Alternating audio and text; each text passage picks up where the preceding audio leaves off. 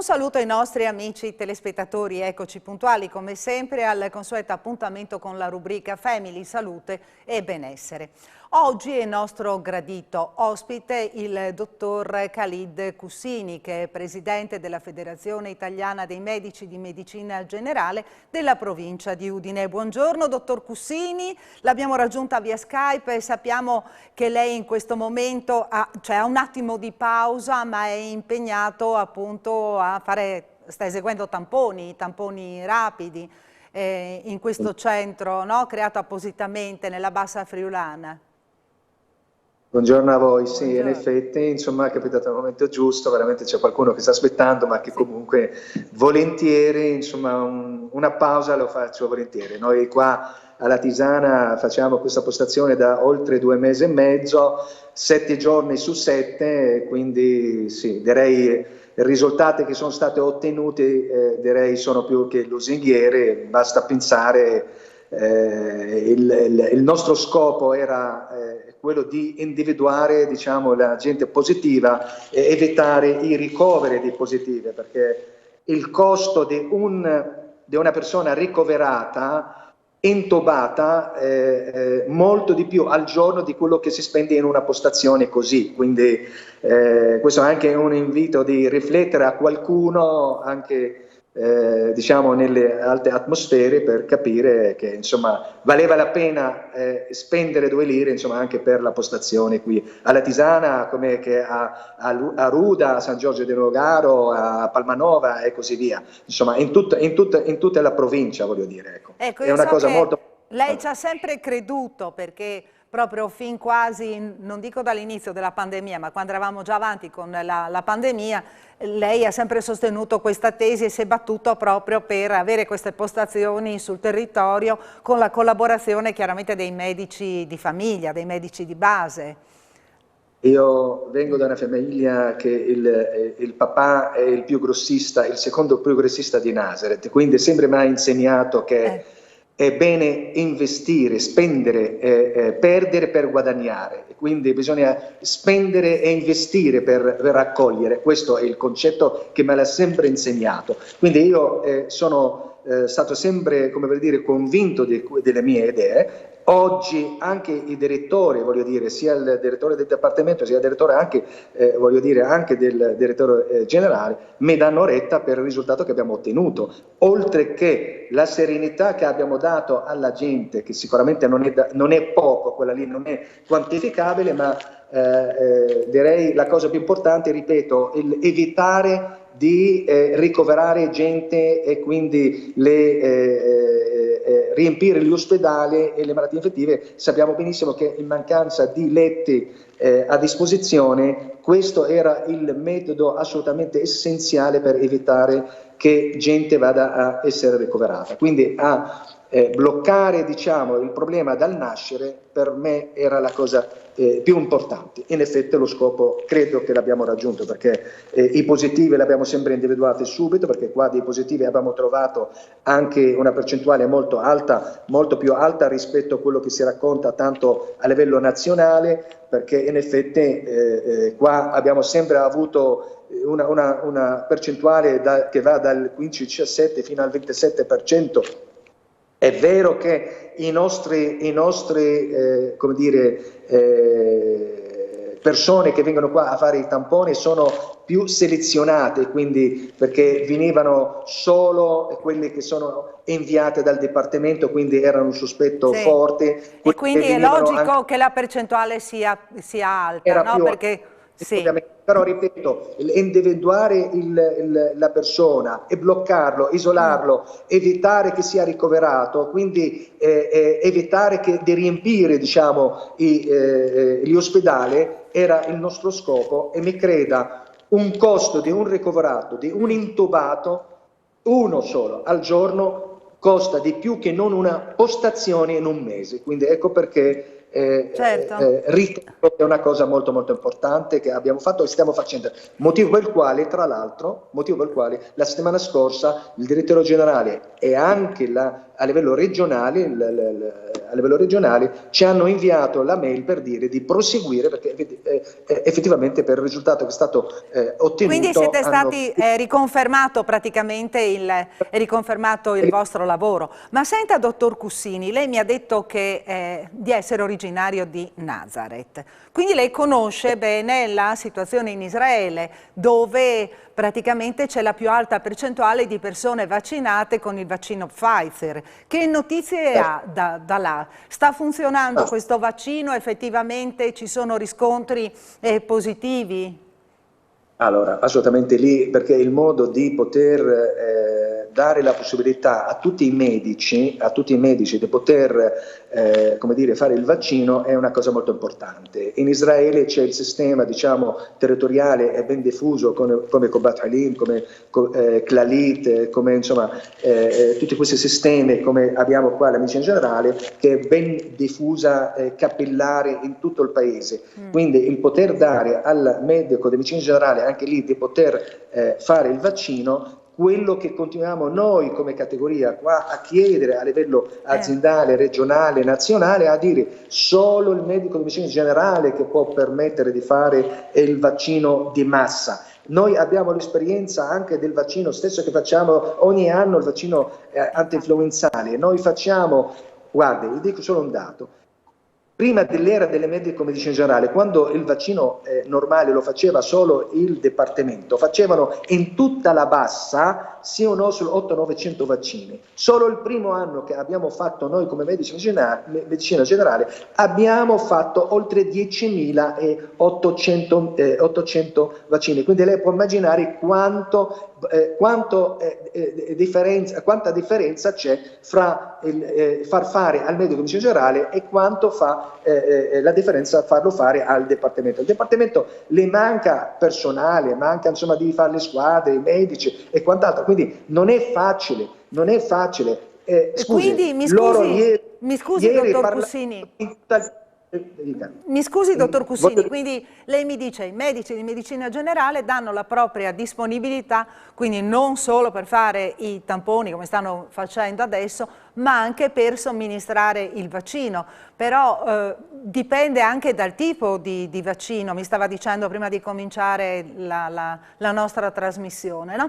Perché ad esempio lo Pfizer richiede un certo tipo, no?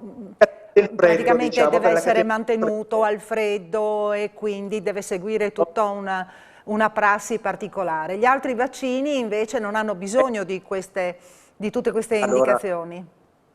Io mi sono permesso di dire, insomma, alzo una mano, alzo anche due mani per farmi vedere, perché siamo disponibili come categoria. Certo, possiamo anche fare quello di Pfizer se ci mettono in condizione, perché magari nella postazione come quello che abbiamo qua, come quelli che hanno a San Giorgio, i colleghi che hanno anche a Palmanova, Ruda, quant'altro, si possono tranquillamente fare anche quello se ci mettono in condizione di poterlo fare. Chiaro che il vaccino Pfizer ha una particolarità per la catena del freddo e chiaramente avere un frigorifero insomma, di 80 gradi sotto zero, non solo medici di medicina generale non hanno un frigorifero così, ma neanche aziende non ce li hanno, insomma, quindi è normale. Però ripeto, siccome le fiale una volta sono sciolte hanno 5 giorni di vita e una volta che è messo il solvente dentro hanno 5-6 ore di altrettanto di vita per essere somministrate, si può benissimo organizzarsi volendo, ma io comunque mi ero permesso di dire che siamo disponibili come categoria almeno per quegli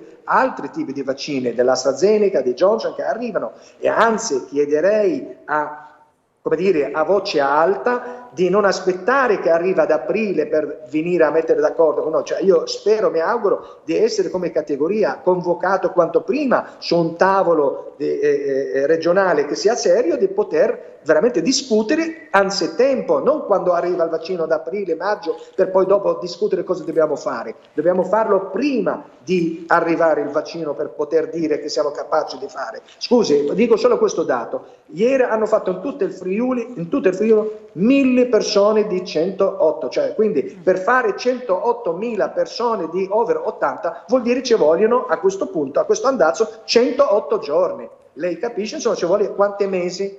Ma se facessero o dessero, insomma, la possibilità ai medici di medicina generale, che siamo in 900, dare almeno ogni medico che faccia 10 al giorno, ne facciamo quanti ne facciamo?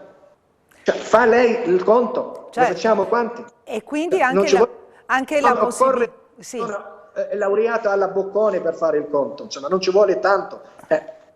E tra l'altro bisogna fare i vaccini al più presto, anche perché stanno arrivando le varianti, i virus, cioè le mutazioni, i virus mutano e quindi c'è la necessità di creare l'effetto gregge al più presto.